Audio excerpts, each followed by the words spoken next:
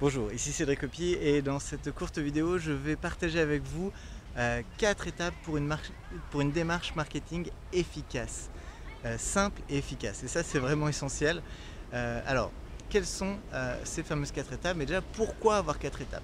Il y a vraiment dans la phase de l'acquisition de clients, de l'étape de les gens ne vous connaissent pas, ils font affaire avec vous et vous les accompagnez, eh bien il va y avoir un certain nombre d'étapes, mais les 4 étapes clés principales, ça va être dans un premier temps, la première étape, ça va être d'utiliser le bon média de communication. Et qu'est-ce que je veux dire le bon média? Le bon médium de communication, le bon outil pour atteindre les gens que vous cherchez à atteindre, pour leur apporter votre message, pour leur apporter de la valeur et pour les amener vers vous.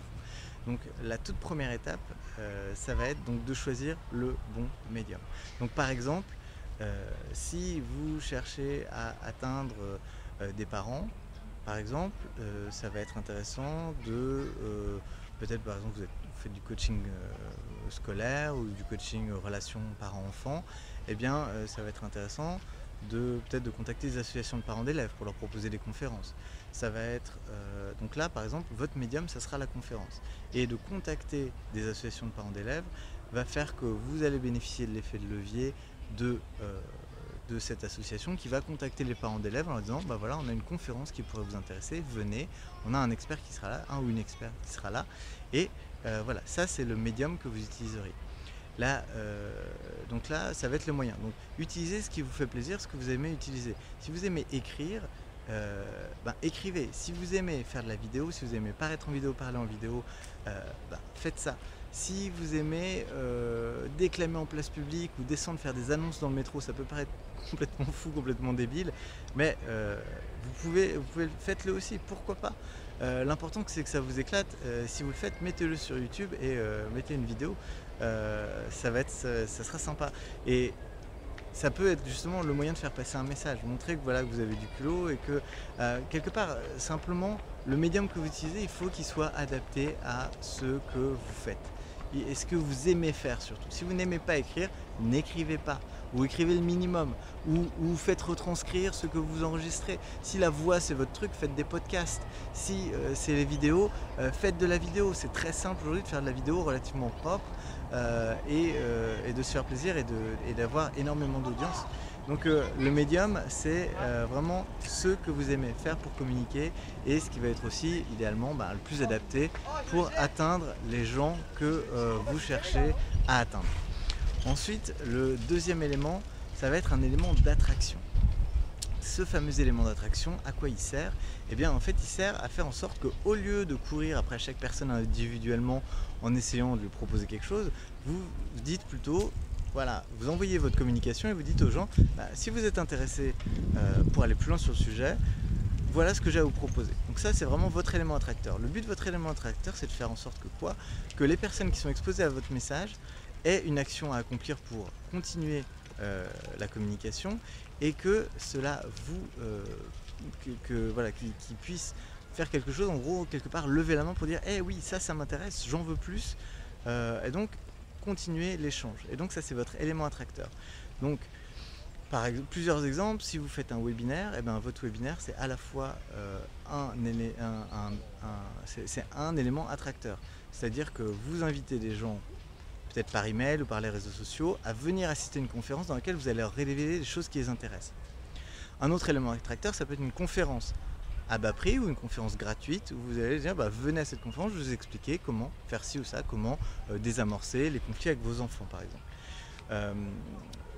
Un autre élément attracteur, ça peut être de dire remplissez sur cette page, remplissez le formulaire et téléchargez ma mini formation en vidéo dans laquelle je vous explique comment faire ci ou ça.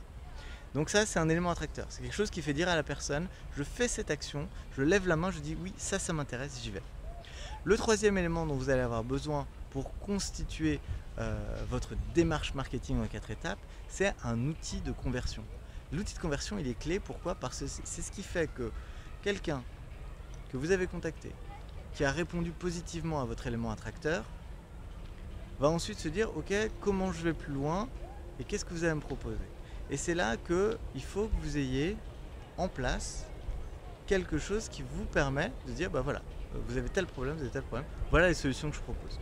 Donc il y a différents outils de conversion qui peuvent exister. Un webinaire, par exemple, c'est à la fois un élément attracteur et un élément de conversion.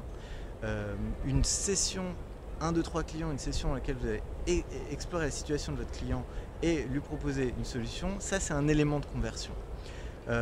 Une page de vente avec une bonne écriture commerciale qui rejoint votre client potentiel dans sa problématique et qui lui explique que vous avez une solution à lui proposer, ça aussi c'est un outil de conversion. Donc voilà, le troisième élément c'est votre outil de conversion.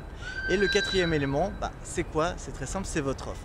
Votre offre, c'est l'élément essentiel, c'est ce que vous allez vendre avec votre outil de conversion. Donc selon ce que vous proposez, eh bien, ça va être, voilà, votre offre va pouvoir varier. Peut-être que vous allez proposer différents types de formations, peut-être que vous avez différentes choses à mettre en avant, mais en tout cas, votre outil de conversion doit être fait pour vendre votre offre. Donc il faut qu'il y ait vraiment une cohérence, que ces 4 étapes-là soient alignées et que vous puissiez tester plusieurs chemins, que vous puissiez tester cette démarche et voilà, que vous trouviez les chemins par lesquels vous amenez des clients dans votre activité, que vous sachiez quoi faire et quand le faire de manière très claire pour avoir ce sentiment de sécurité, de contrôle, de vous dire voilà, là j'ai pas de clients le mois prochain, mais je sais comment en faire venir. Là je veux prendre des vacances, là je veux prendre 2 mois sabbatiques, je prends 2 mois sabbatiques et je saurai quoi faire à mon retour pour générer la clientèle. Donc quand vous pouvez faire ça, que vous mettez cette démarche marketing en place, eh bien vous avez enfin la tranquillité d'esprit et le sentiment de contrôle sur votre situation, parce que vous ne dépendez pas d'un prescripteur, d'un gros client unique, voilà, de telle ou telle circonstance qui font que oui, ça va dans votre activité pour le moment, mais voilà, les situations pourraient changer et c'est des situations qui sont à l'extérieur de vous. Donc voilà, je vous remercie de votre attention et je vous dis à très bientôt pour une prochaine vidéo.